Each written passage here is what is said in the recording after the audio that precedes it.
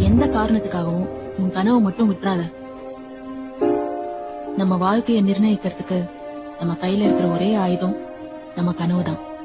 எப்பவுமே நம்ம மனசு ஒரு ட்ரீம் வந்து அது கண்டிப்பா ஃபுல்ஃபில் ஆகும் எப்படியாவது. and we should work hard for it. அவ்வளவுதான். நல்ல முடியாதுன்னு யாராவது சொன்னா நீ நம்ப வேண்டியது அவங்கள இல்ல. ஆசைப்பட்டா மட்டும் பத்தாது, ஆட்டம் பிடிக்க தெரியணும்.